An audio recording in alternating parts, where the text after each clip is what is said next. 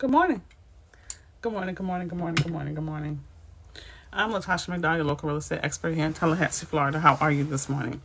So this morning, just popping in real quick, as we have 47 days left in the year, and I want to talk about home buying tips and things that we need to start working on now, rather than saying next year I'm going to be in my home.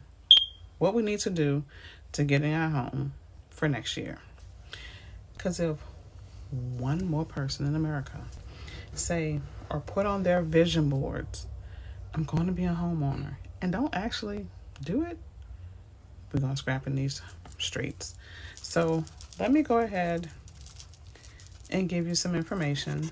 If you need pen and paper, now is the time to go and get it, because in 2022, we're not just going to put this home on our vision board or these cars or these goals without actually having an actionable plan to actually get there.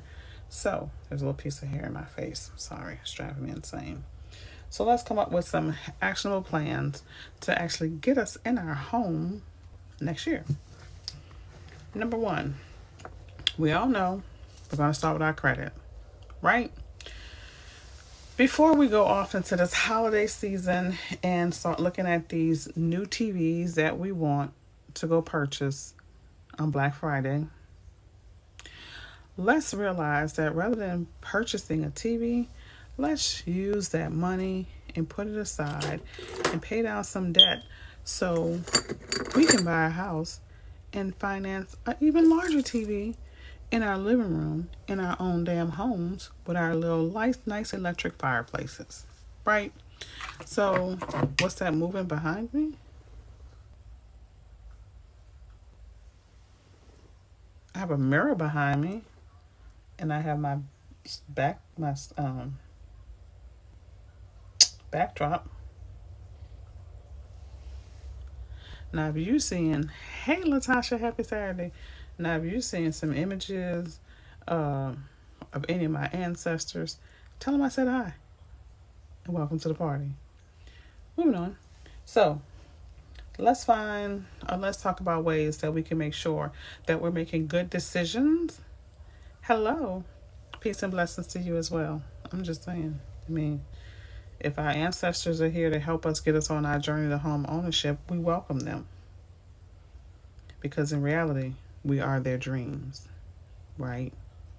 They went through what they went through so we can have things like, I don't know, a house, nice cars, things like that. So right, let's get to it. Good morning to you too. So rather than us going out there and spending all our money on Black Friday, buying this hey prototype, buying these spoiled ass kids more things that they won't appreciate, or buying gifts for family members that we really don't like, instead, let's use our money. Hey princess, yes, let's use our money to correct some of the errors that we've made in the past, right? So we're going to use our money. We're going to turn down when they say, oh, if you apply for this card, you'll get 10% off. No, we're going to turn that down because it's not worth the inquiry, which could affect our score, right? Inquiries affect our scores by 10%. If you think, hey, Pooh, good morning, babes. How y'all do? So if you're thinking that student loans may be affecting your score, let's dive off into that for a second. First, let me finish the inquiries. Inquiries is going to send your report for 2 years, right? Inquiries make 10% of your credit score. So the things that we can control with our credit, let's control them. Let's not go out saying, oh, let me see if dealer's going to approve me for this card. Or, oh, let me go ahead and apply for this Apple card. It's not worth it. And realistically, we both know you ain't about to get approved. So why waste the time, right? Let's use our credit wisely. Now, student loans. You think that student loans could possibly hi Miss Key. If you're thinking that student loans are what's holding you back, Let me tell you how you solve that.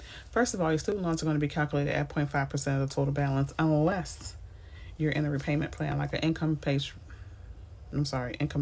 not income based, income driven repayment plan. That's the one we want. Secondly, if we're in an income driven, not income based, because usually the income based will have your payment at zero, but the lenders need to see something. So if you're in an income driven repayment plan, whatever amount is showing as your payment amount, I don't care if it's $1, okay, the lender will use that. If you're not and you're like in forbearance or deferment, or if you're in one of those things because of COVID, then the lender is going to use 0.5% of your loan. Cool.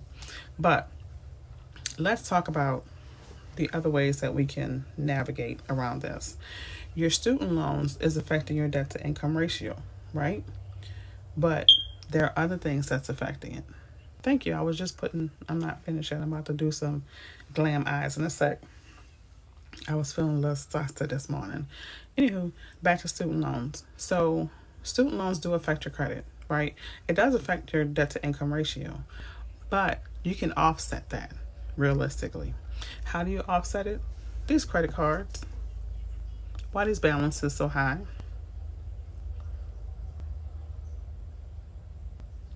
It's your debt to income ratio. So if you can't really afford to reduce or like pay off your student loans in order to reduce that debt, then reduce the other debt that you have.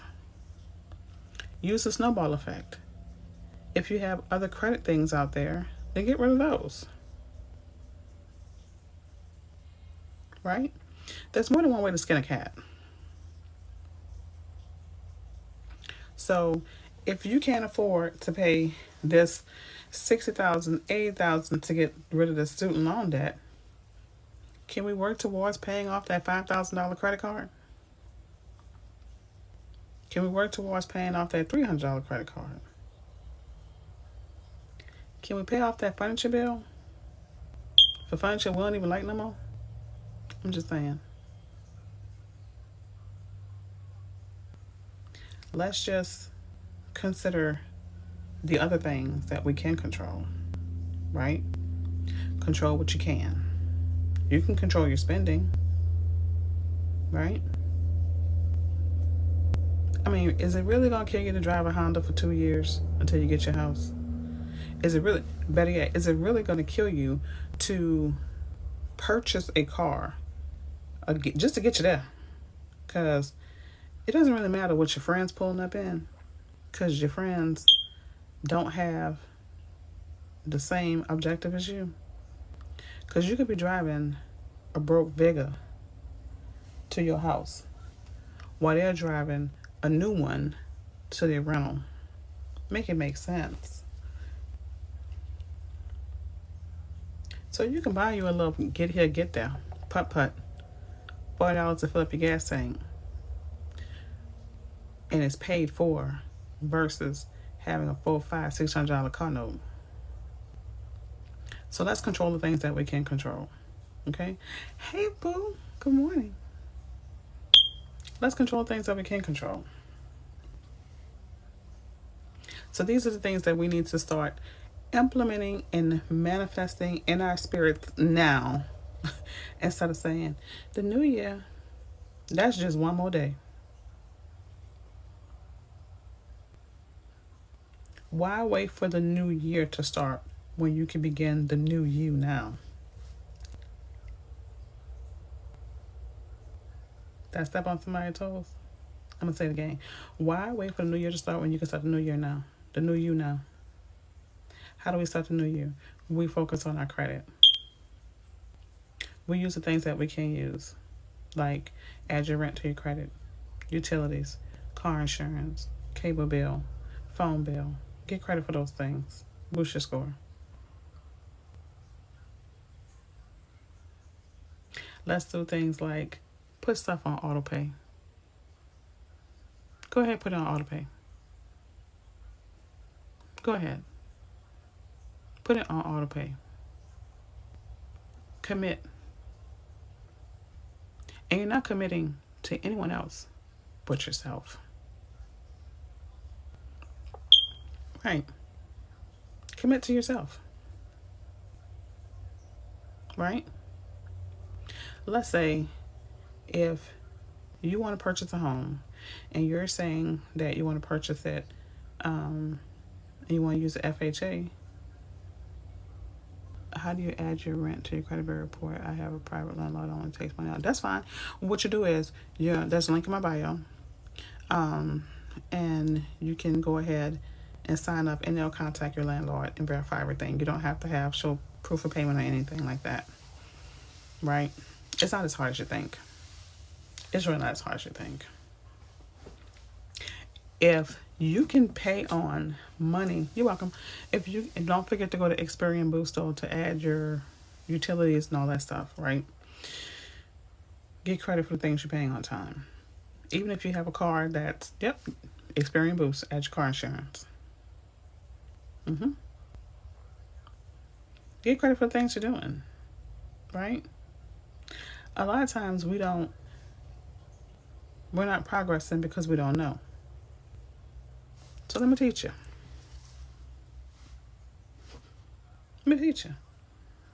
A lot of people, get into their homes.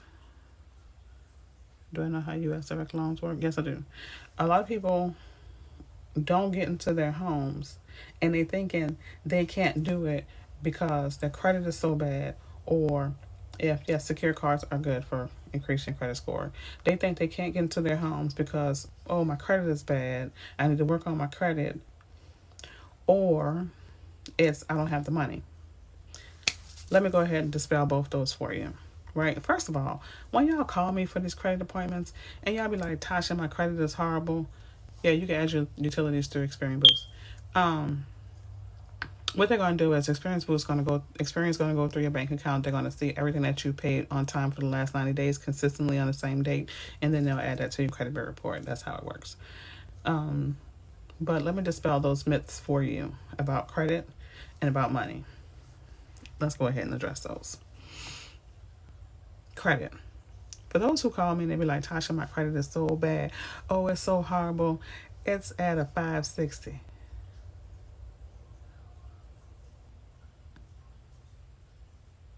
What's that now? Most lenders are looking for your score to be at 620. Some will do 600. Loan Depot will do like 615. But we're just going to go with the popular number of 620, right? The difference between 580 to 600 is what? 20 points? The difference between 600 to 620 is another 20 points. So that's 40 points, right? I got you, boo. I got you. So that's 40 points. So you're wondering, well, how can I pick up these 40 points? Let's go. Add your rent. That's anywhere from 40 to 100 points. Add utilities. Maybe another 10, 15 points. Secure card. Online, your payment's good for 3 to 6 months. That'll boost your score.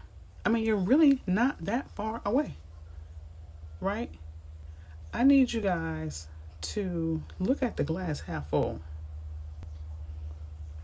I don't care if your credit score is 498. In 6 months,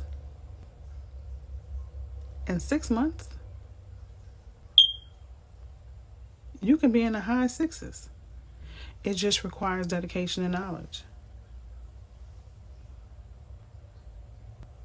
You got yours up to 733. All right, now twerk, April. You say you're at 650. I don't know what I'm waiting for. I don't know what you're waiting for either.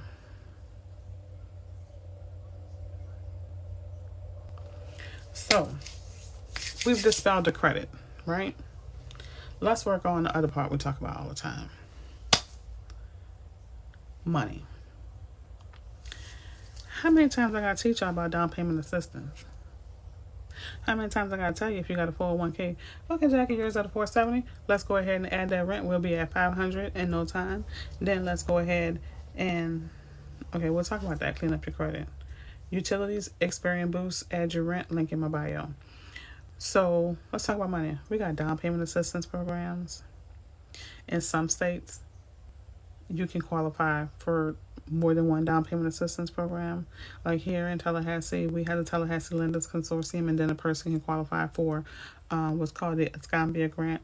So you can get $7,000 with one, $10,000 with the other. That's $17,000, right? And I've already taught you. Yeah, you can get a house. I've already taught you how you find out down payment assistance program. Google down payment assistance plus your state, and everything that's available will pop.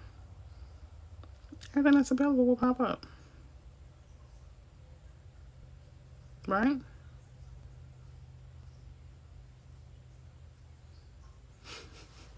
Don't worry, Brent. It happens all the time.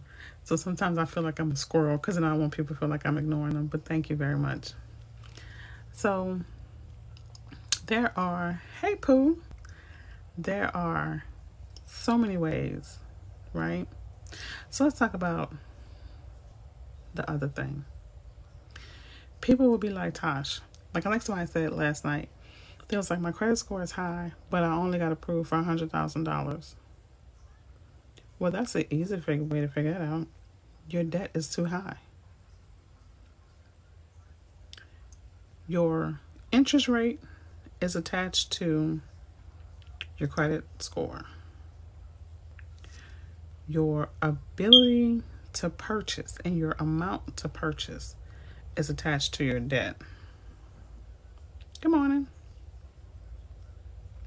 So, reduce your debt, increase your buying power. And for those who are just joining, you're going to say, well, I have these student loans. Okay, you can only do so much with the student loans. Good morning, GM Forever. You can only do so much with student loans, but you can control your other debts. You can control your other debts. Pay off your other debts with the snowball effect. Good morning, Yolanda. I'm sorry, Yvonne. Good morning, Mr. Jimenez.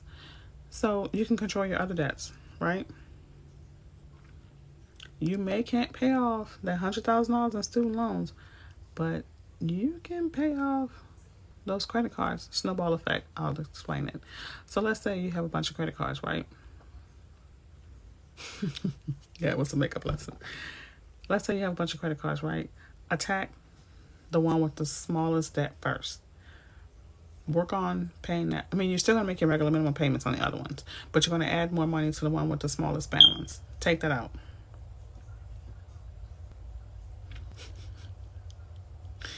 You're going to take that out, right? Then you're going to take the money from that and apply it to the next one. And you're going to keep going, right? And I trust you. Trust me this. I promise you. I don't care if it's a $300 debt. That feeling and that sense of accomplishment will keep you going. See, if you're just trying to, spread out a little bit everywhere, then you won't see much change. But if you're methodical about it, you'll see change.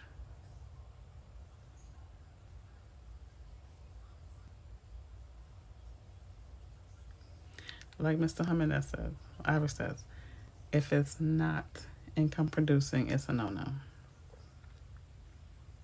I have on that the car got told I have to get a new car. So if you have to get a new car, I would ask, because I had a client, that car got totaled in the middle after we were under contract. I would suggest to see if you can pay cash to get you a little putt-putt until you've got your home. When building your credit, do you need to have multiple credit cards or just one? I would say 1 to 2. However, if those 1 to 2 need to be secure card rather than having an inquiry, get the secure card because you're wanting the payment history. What if the credit cards went to collection? Should I call, settle, or pay in full? First, depending upon the balance, and I'll be honest with you. So if you can make a settlement to get it deleted, it's less hassle then go ahead and do the pay delete if you can afford it. You can dispute it, but for me, I'm gonna be honest with y'all. You created the debt. If you're able to pay the debt, pay the debt. And if you can negotiate a pay to delete and they send it to you in writing, save yourself the headache and just go ahead and do that.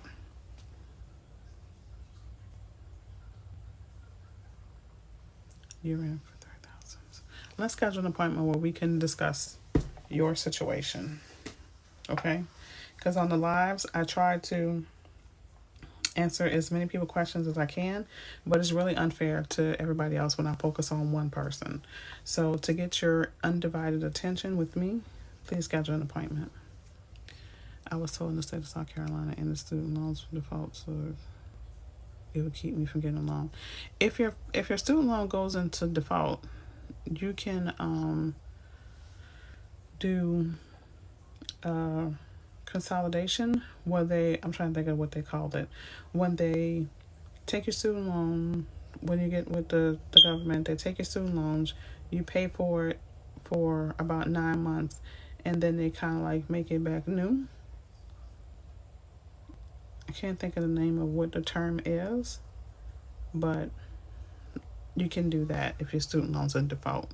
Because so long as your student loan's in default, you won't qualify for any down payment assistance. You won't qualify for FHA, USDA, or any government-backed loan. You would only be able to purchase a home if you get a conventional loan, because it's not government-backed. But anything that has to do with government funding, so long as you're in default, or if you owe the IRS and you're not in the payment plan, you won't be able to get a student loan. I mean, you won't be able to get approval for a home loan, not even if you're a vet.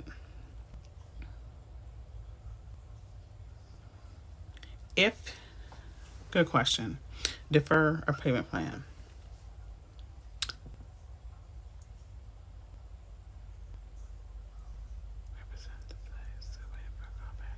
So here's a good question. That was a good question. Defer or repayment? Here's my honest answer. If you're not about to apply for Unbreakable, you waiting for a call back from me? Did you leave the message with my assistant? Anyway, so here's my honest answer. If you're not getting ready to apply for a mortgage loan or haven't already applied, I'd keep it in deferment until you get ready to apply. Because especially if you're having financial difficulties, don't overburden yourself if you don't have to, right? So that means honestly Unbreakable, I forgot. So go ahead and text me and I'll call you back today, 850-212-6097. But let me know that you're Unbreakable. Otherwise, I won't answer the phone because I don't work on Saturdays. But anywho, unless you have well, I shouldn't say I won't work on Saturday. All my Saturdays are by appointment only. But anywho,